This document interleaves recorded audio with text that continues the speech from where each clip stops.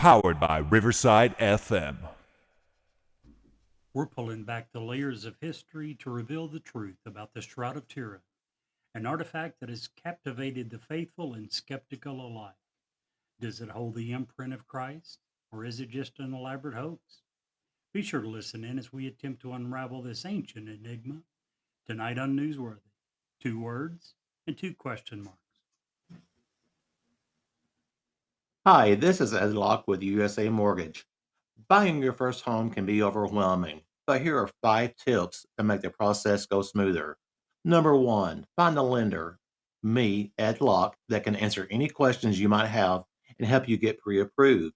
There are multiple options available based on your situation. Number two, work with a real estate agent you can trust. Number three, don't rush the process. Take your time and know that the process could take some time. Number four, consider all the costs. Number five, get a home inspection and review it with your realtor. Keep these tips in mind, budget for yourself, and you'll be that much closer to making your dream of homeownership a reality. So reach out to me at 502-680-0953. NMLS ID 448908, DAS Acquisition Company, LLC, doing business as USA Mortgage, NMLS ID 227262. This is not a commitment to lend. Additional terms and conditions apply. USA Mortgage is an equal housing opportunity.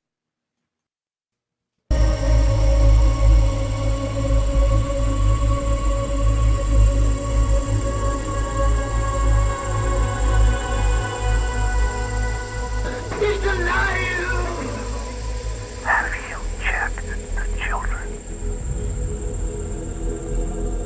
Get out!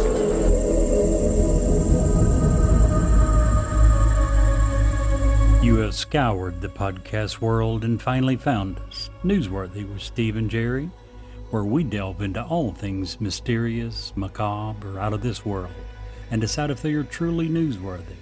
Two words and two question marks.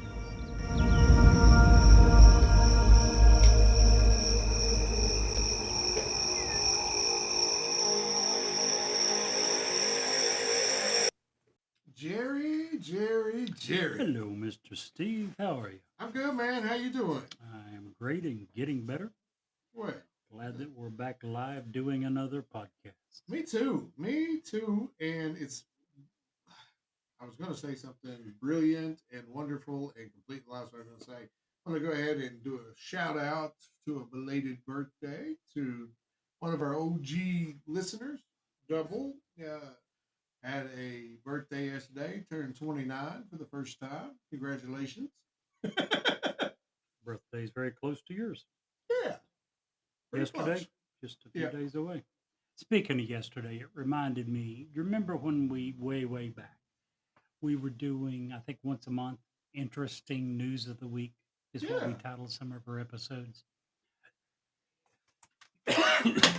Well, Jerry Sorry just about had that. a malfunction. Had a slight hardware malfunction, but I'm back. I saw something on the news yesterday that reminded me of that, and I thought I'm going to cover that. I know we don't do news and all that, but yesterday we lost one of Major League Baseball's all-time greats. I'm sure you saw Willie Mays, 93 years old, passed away. Yeah, he literally is one of the all-time greats. On most lists that you see, he is the second highest rated Major League Baseball player ever, behind only Babe Ruth. And a true absolute gentleman on and off the field. He's one that certainly showed us how greatness is supposed to look.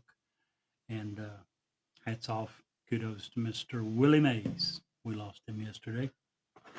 That's a original right there. Yes, he was. I never got to watch him play because I'm young. I'm sure you've seen the catch, right? Probably not. He I think it was the 1950 something World Series game 2, I believe, and someone hits what should have been a double, possibly a triple, that was going to go off the left field wall, and he made this. First of all, he was playing very shallow. I don't know why, but they had told him to play this particular hitter very shallow. And later, when we run the statistics with the computer models, he ran over 90 feet before he caught the catch.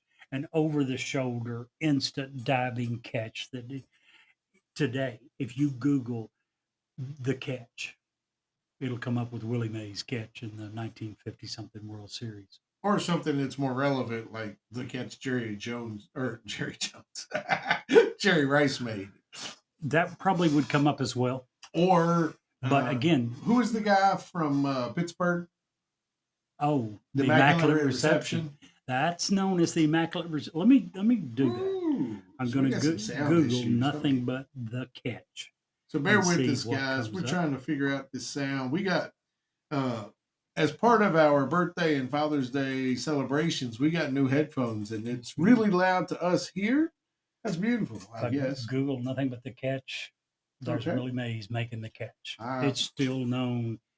That was the 1954 World Series. So 70 years later, all you have to do is Google the catch, and you'll see Willie Mays making an over-shoulder grab in the 1954 World Series. Truly was an outstanding baseball player. So, that's weird. Willie Mays? No, Willie Mays isn't weird. Willie Mays is Oh, Willie no. Mays. Our problems, our Well, glitches. Well, yeah, we always have a glitch. It That's seems not like. To be honest with you, the weird part is that you and I have been able to cobble enough stuff together to get these shows online. That's what's weird. That's what blows my mind. In another year, we're going to be absolutely. We'll be paid to help others through what we've been through at this point. Yeah. It's a little crazy, and we have these for I don't know how many hundreds of shows. We had these really crappy headphones. Couldn't hear squat. Didn't filter out squat. Now we got these really great headphones, and we have to turn everything down because it's blasting our eardrums, and apparently it's not recording very loud. So I guess there is no happy median, is what I'm trying to get at here. I don't know. I was hoping maybe these had an adjustment on them. They do not. You would think they would. So I guess they anyhow. figure that whatever your source is has a volume, and you'll use that instead of I guess. needing one on the headphones themselves. I suppose. So anyway, how was your week? Week was fine. Real estate's getting much busier. Had a very good. good. Listen, and I don't want to waste my time with my week this week because I got something that happened today that just, I'm not gonna lie, kind of pissed me off. Okay. So today at my wife's work, they got a box of kittens brought in by one of their customers, a good customer, that she was behind a car, and the car had a box and threw the box out the freaking window. Just so happens a small kitten falls out of that box when that happens. So the customer stops, and it's a box full of kittens. I just want to say, if you're that person and happen to be listening to this show, stop listening to this show. You don't deserve this show.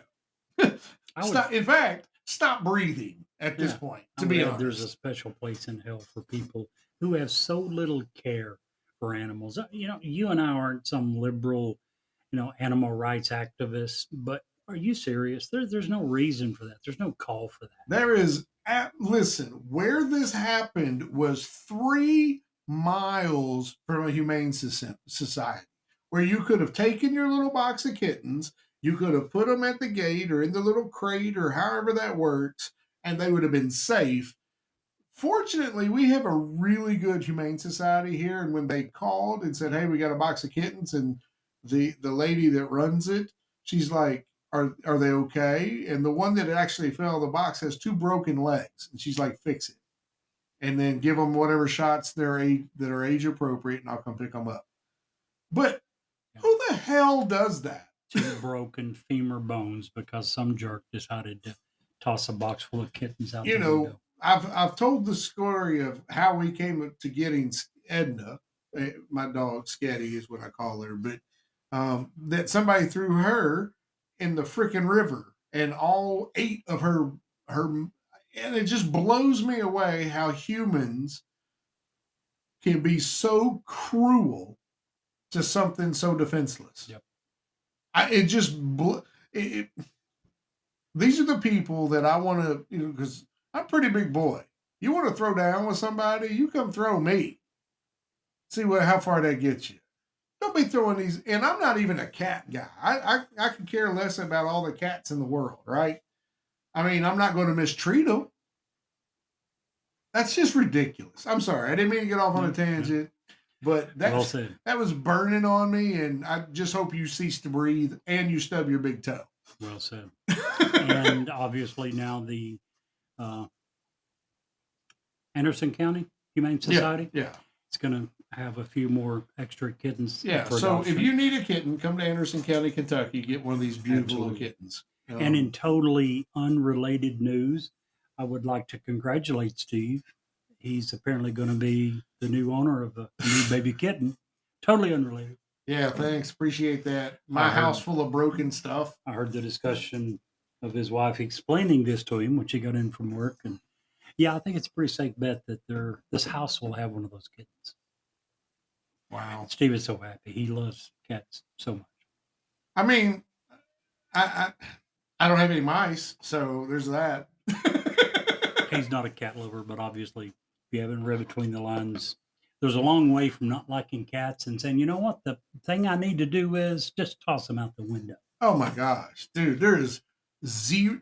I've seen homeless people take better care of their animals. Oh, absolutely. You know what I mean? Absolutely. Come on now. Dang. Yeah. You know something I was realizing in the last Change the topic, Jerry. I'm all fired up. Thank you. I'll bring up something from the past. You used to do something on the shows that you've quit. You used to go to some website and announce that today is National Pie Day, National something. You quit doing that. I don't know why, but I'm going to revive that tradition at least for 1 week. I don't know if you've heard, but tomorrow is National Slap Your Annoying Coworker Day. Oh, really? My PSA of the day. If you aren't sure who that is, I strongly suggest you call into work. Oops. I'm feeling kind of ill today. So that's definitely me. Guys, we got a good show tonight. We're going to talk about a wonderful thing.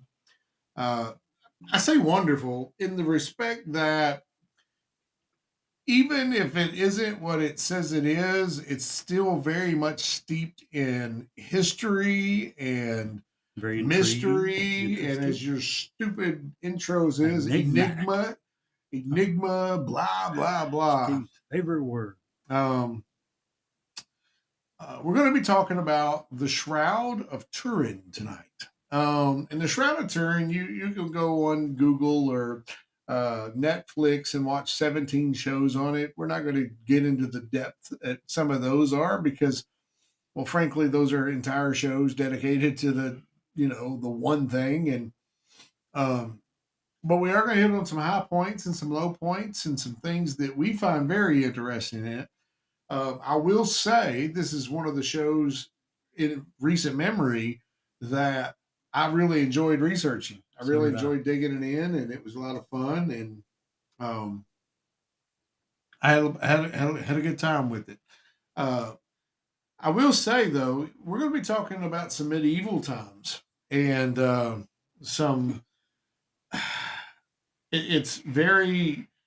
I didn't realize that when I was doing the research that even in medieval times we had spies, and a lot of those spies were very good at their job and rose to the title of knighthood. Did you know that?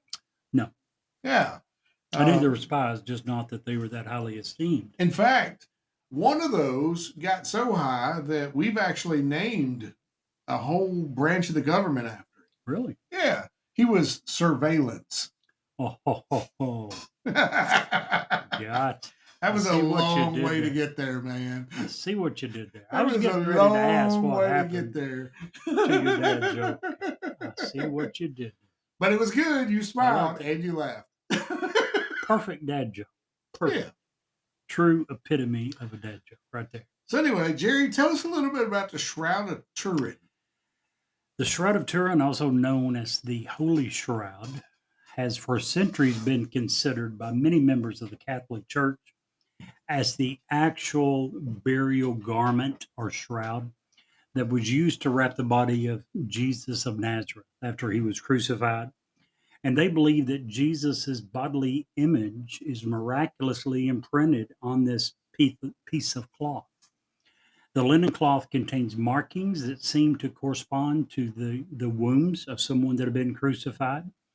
They also include what appears to be thorn marks on the head, lacerations on his back, as if from when the Bible tells us that he was flogged, bruises on his shoulders, and various stains of what is presumed to be blood.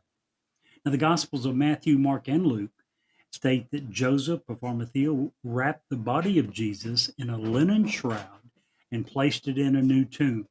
The Gospel of John says that he used linen cloths. Now, we should add that the Catholic Church does not and has never officially claimed that the shroud is the genuine relic of Jesus.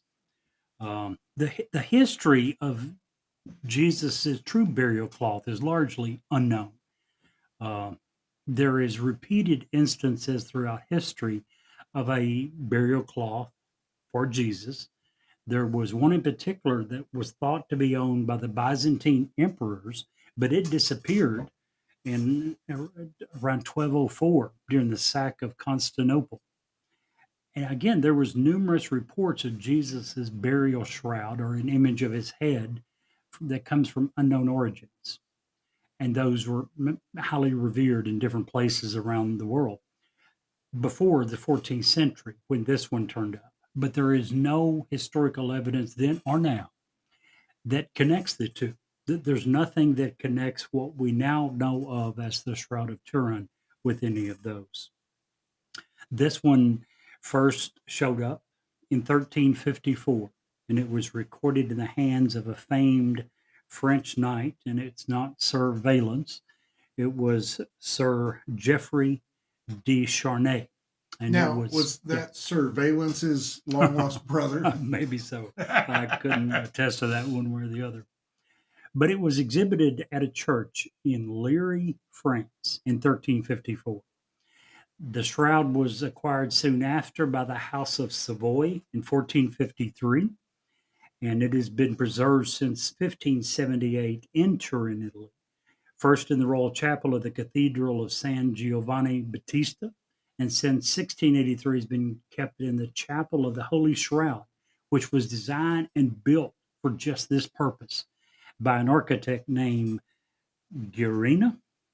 And this is also connected to the Royal Palace, as well as the Turin Cathedral, which is also better known around the world as the Cathedral of St. John the Baptist.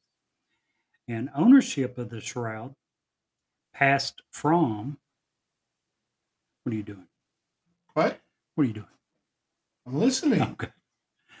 Ownership of the shroud passed from the House of Savoy to the Catholic Church after the death of former King Umberto II in 1983. They actually gave it to the Catholic Church.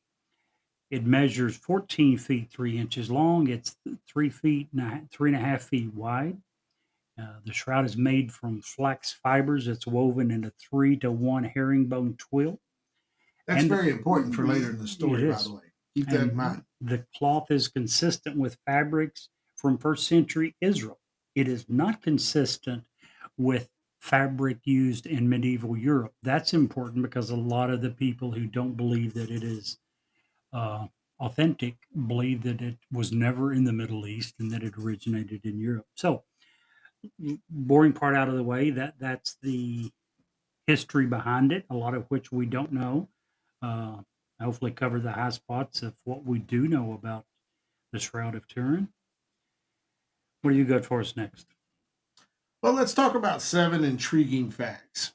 Becky Little, who writes for the History Channel, came up with these, and I like them very much.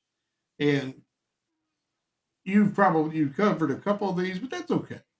The first time that the shroud actually serviced was in medieval France, as you said. which is how many miles? We figured this out before the show. 2,767 miles from Jerusalem. From Jerusalem. Interesting. By the way, they didn't have planes in that day and time, so No. we're not going to assume that you could fly direct.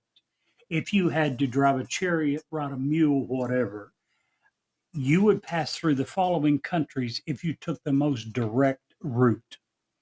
You would go from Israel to Syria to Turkey to Bulgaria, Serbia, Bosnia, Croatia, and Italy before you finally reached France. Hey, you want to know the cool thing about every single one of those? What's that? We have listeners in every one of those states, those Very countries. Even Slovakia. And Slovakia. We love Slovakia. One of the alternate routes. One of my favorites. We've got several listeners from there. We Yeah. have no idea why. We wish they would reach out to us, but yeah. So the poop. The poop. The poop. Okay, so You listening, Catholics? here's the thing, Brett. Don't hate on me. I've recently found out that boxed wine is pretty good wine. The problem is it doesn't run out, and I'm just out. It always seems to have more wine in it. The Pope soon declared after it was found that it was not an actual historical relic. And that was in 1389. But later in life, the Pope's views kind of changed. And we'll get to that at the very end of the show, I'm sure. In fact, de Charnay, the knight who uncovered it, his granddaughter was actually excommunicated for selling it to Italian royals for the grand cost. Now listen to this, for basically a long tablecloth That was reportedly sorry guys. They got what for that? 2 castles. 2 freaking castles for a tablecloth. Not sand castles like you build when you go to, Disney World, or not Disney World, but Myrtle Beach. Yeah, her husband had wrote a receipt for the exchange acknowledging that the cloth was not actually Jesus's authentic burial shroud and promising to return the shroud when it was safe. They had given it to the granddaughter because she did have a castle. It was deemed about the safest place for this particular item. But she instead decided to refuse to return it, took it on tour and started showing it off and making money on it. And that's why she got excommunicated for the most part. But she did sell it for the exchange of 2 castles to the royal house of Savoy, which ruled over parts of modern-day France, Italy, and Switzerland. The house later ascended to the Italian throne, and as punishment for selling the shroud, she received excommunicado, for you John Wick fans. Yep.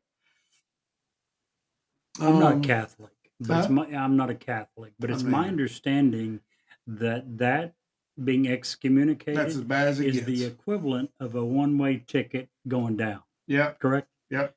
Yeah, that's about as bad as it And gets. there really isn't a recompense. It has to come from the Pope or someone of that. Which I think maybe has, echelon. but is extremely rare for that Yeah. to be overturned. Yeah. Before the shroud was moved to Turin, actually, it was almost lost in a fire.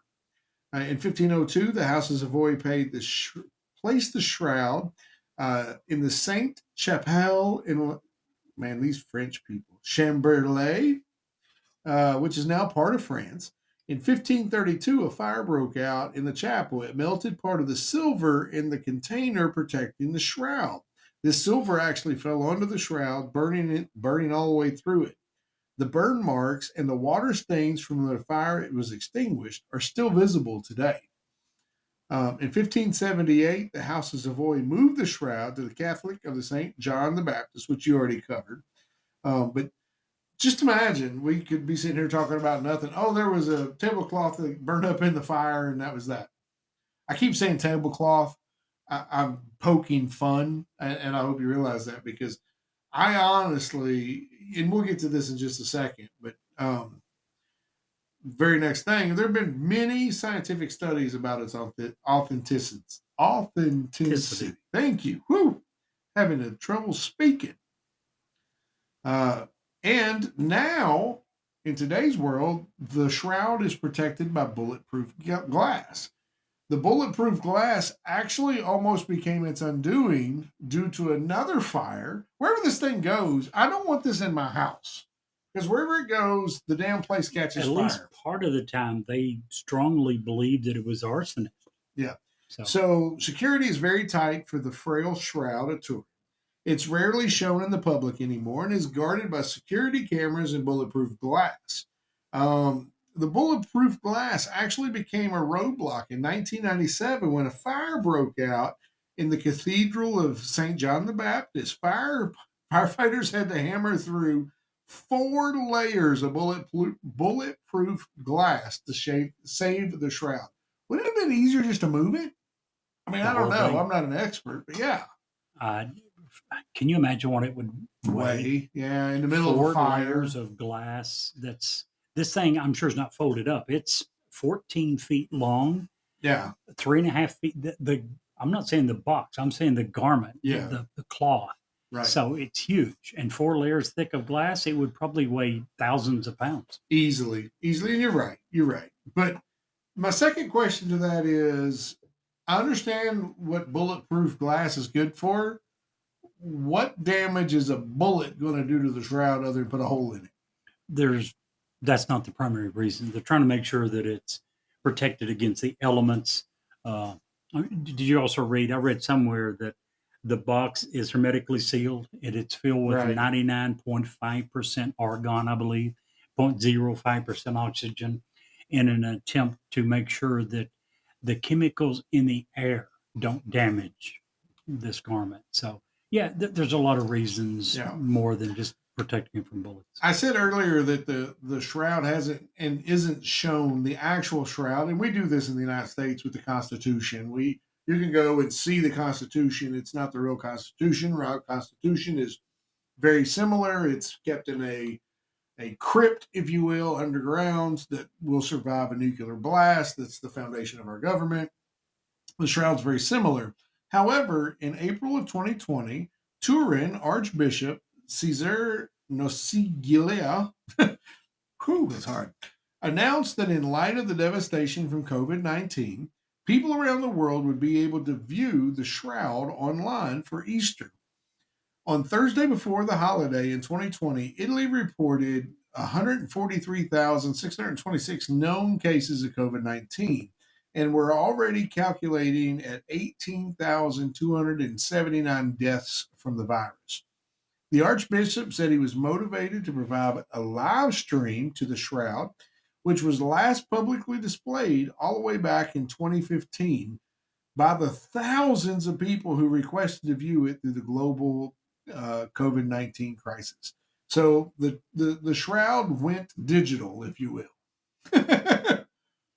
It is shown, not just the replica, but every few years it is shown.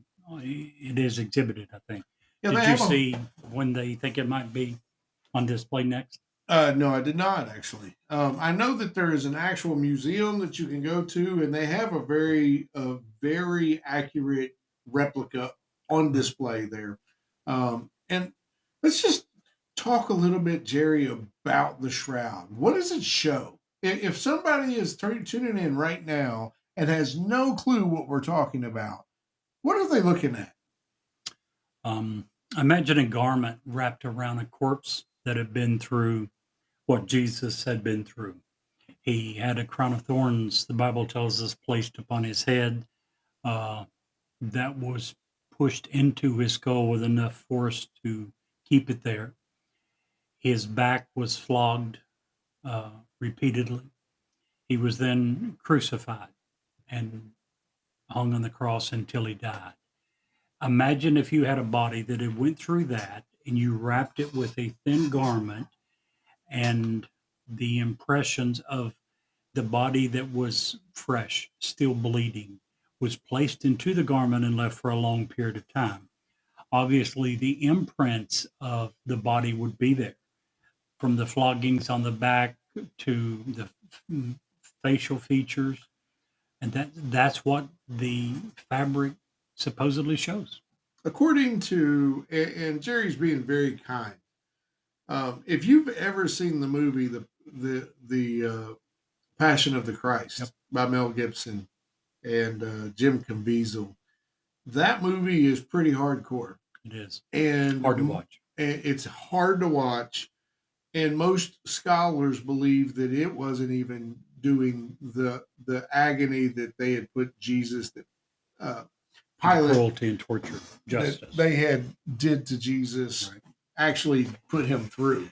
But I didn't mean to interrupt, but that's the best visual representation of what we actually have of what he had to go through. First of all, back in these days, there was no death worse than crucifixion. It was the absolute worst way that, and people back in medieval times were nasty on how they kill people. And then you go all the way back. I mean, this is one of the worst ways a human being can meet their end. So back to the shroud. Sorry. No. Yeah, I was through with my description. That's between us. I think we accurately covered what the shroud portrays.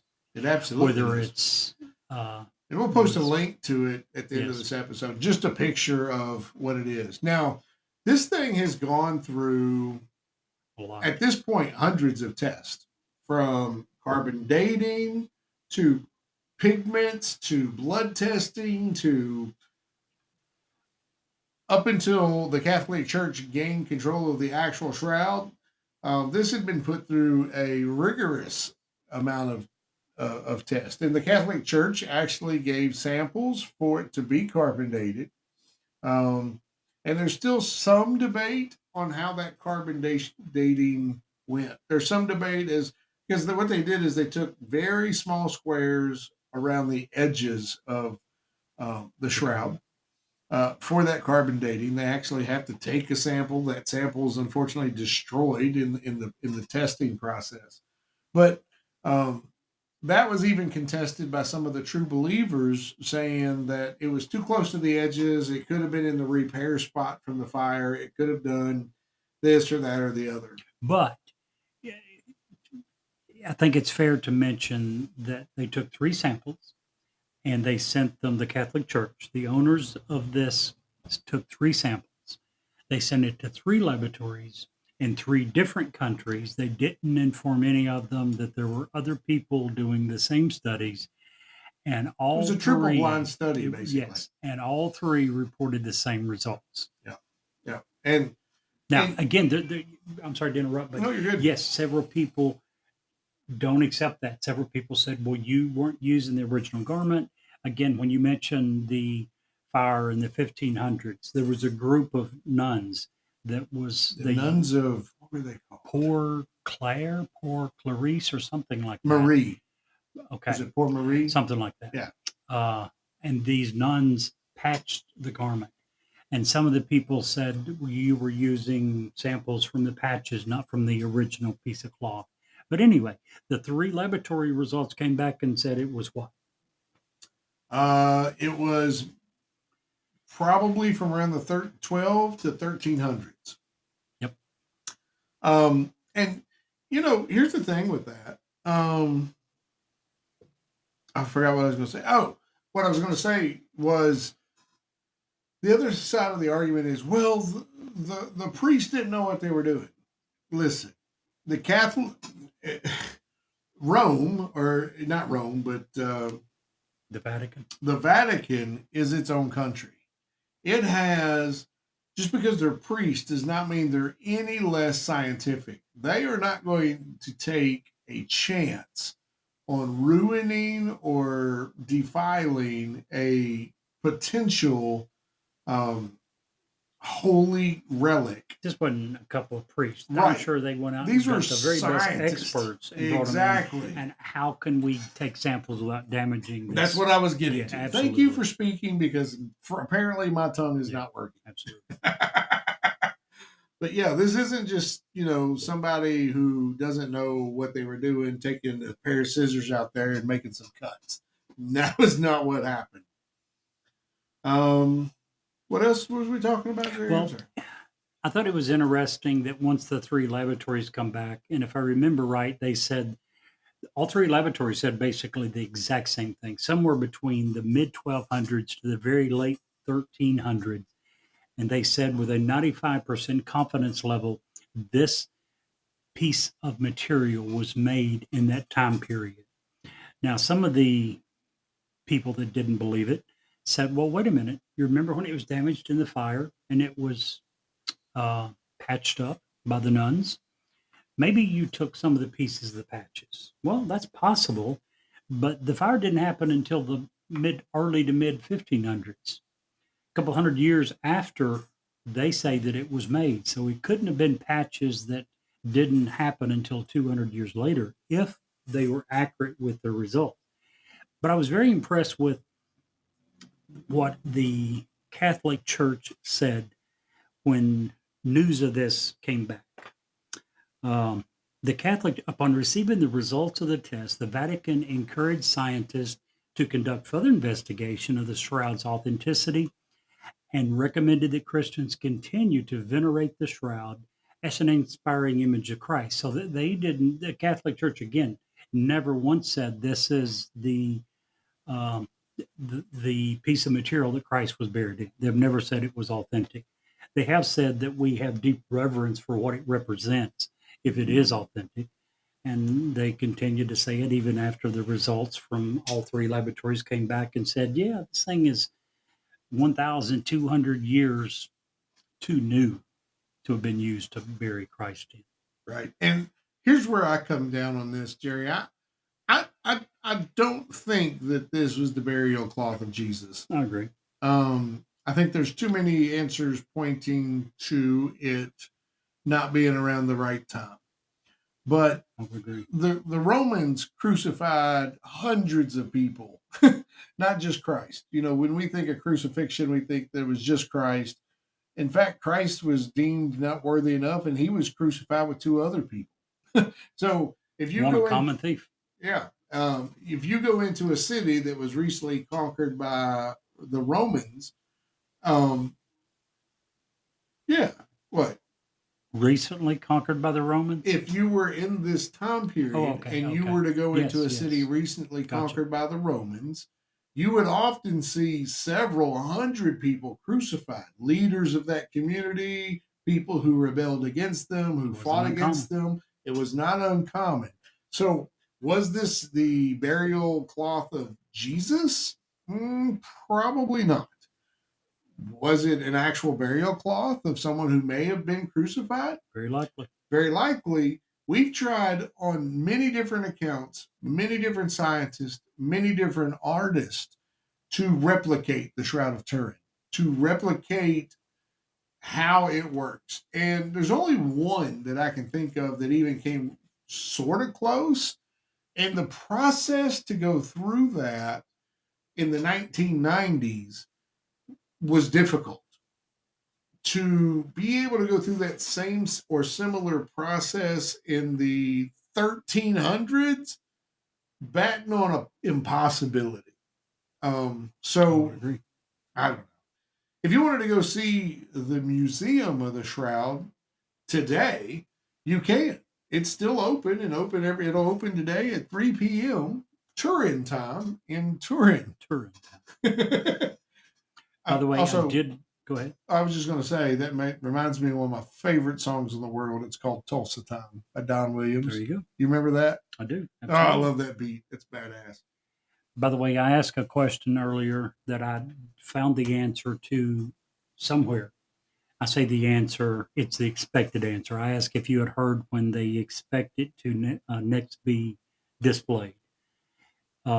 Everything points to the fact that it will probably be displayed next year during the Jubilee 2025 Holy Year celebrations. And most Catholic experts believe that will happen and that those dates will be announced shortly. A couple of other interesting facts, if I could add to what you mentioned earlier. In 1978, they had a 5-week exhibition. In 1978. During that 5-week exhibition, 3.5 million visitors came to Turin, Italy to view the cloth. 3.5 million people. The Shroud of Turin has its own website. Believe it or not, it's shroud.com. The website has been in existence since 1996. It has had 15.7 million visitors. To say that this is an interesting artifact is a huge understatement. One of the more interesting, I've read somewhere that it is, you mentioned about several scientific studies and analysis have been done on it. I read somewhere that it is the most scientifically studied artifact in the history of the world. Wow. And all that time, they have never been able to 100% positively say that it is fake. And now a bunch of people thought they did. Again, with the carbon dating, the results have been questioned by numerous people. So, yeah. One of the interesting things that I found out about it, if you dig very deep into this, one of the ways or one of the big questions is how is the outline of the body saved on a cloth? Because the cloth is very detailed. It gets into facial features, body features, stuff like that. One of the common threads, and I'm purely speculating here, and based on my speculation comes from their speculation. We're talking about scientists here, not just Billy Joel and some of the places I like to get my info from. Okay. So in order for because back when we first started taking pictures of the Shroud of Turin, we started noticing new things about it that we didn't see necessarily before we could take pictures with negatives, and we could see with infrared cameras, and we can look at all the different things on the shroud. One of the things that stood out to me about the Shroud of Turin was that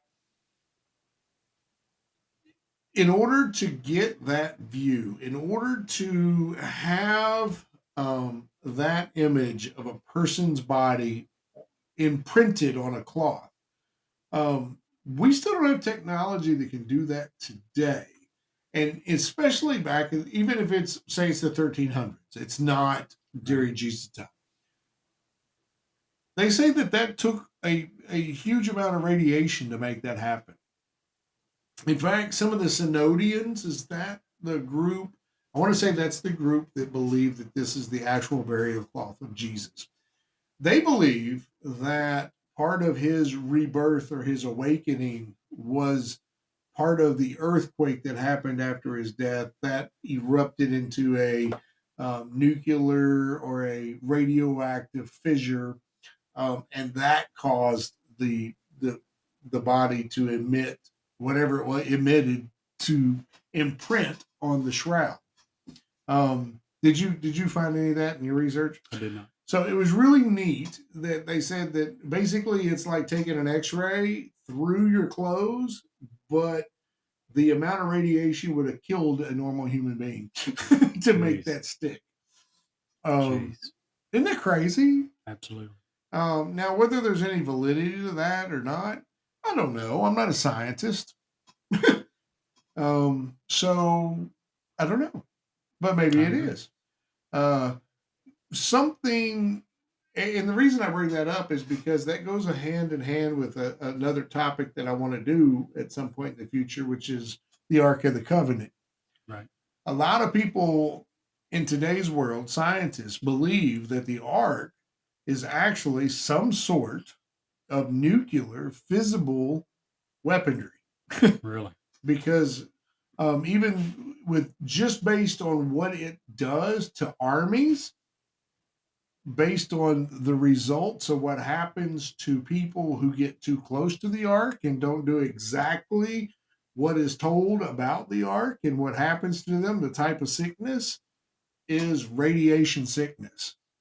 Jeez. So it's just weird. It's just a nugget, and sometimes you got to follow the nugget trails, especially when you're talking about something that's almost 2,000 years old.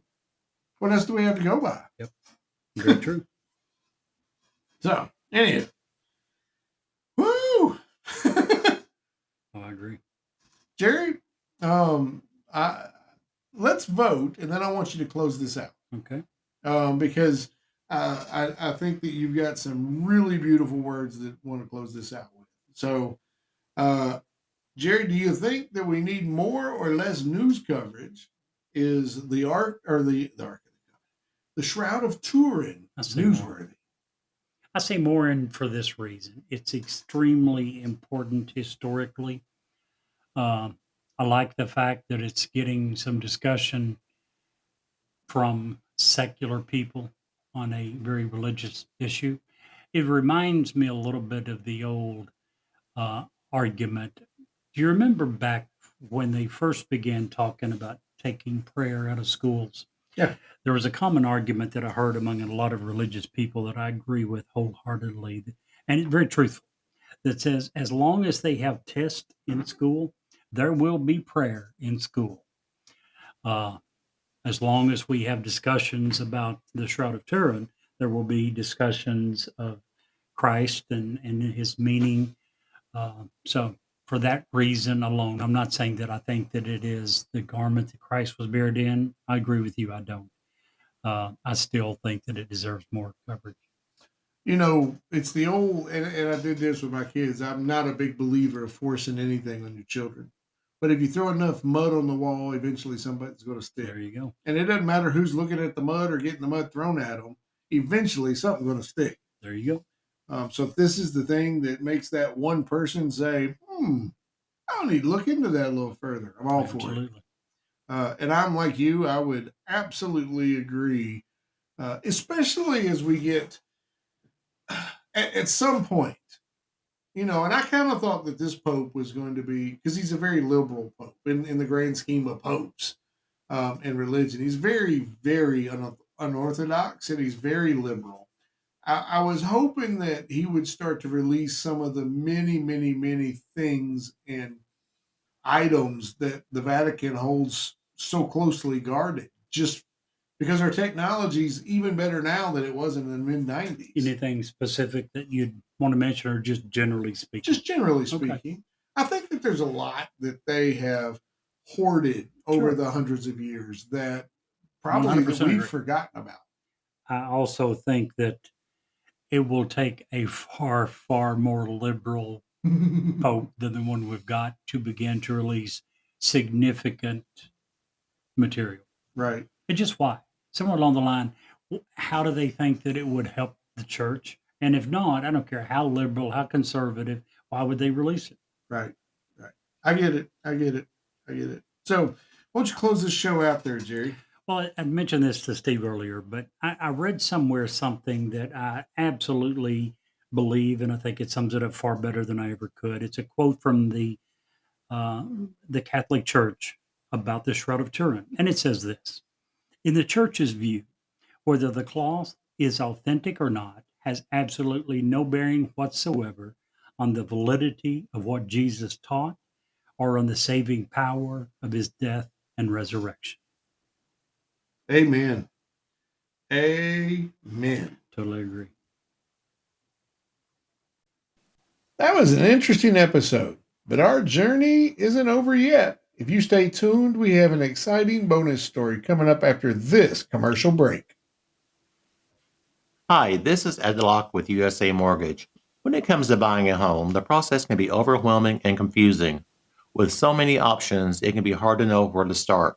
That's why it's important to work with a certified mortgage loan originator. I have the knowledge and expertise to guide you through the process and find the best mortgage option for you. I will work with you every step of the way to ensure that you are getting the best deal possible. So if you're looking to purchase or refinance, please reach out to me at 502-680-0953. So don't take on the stress of buying a home alone. Work with me and I will make your dream a reality.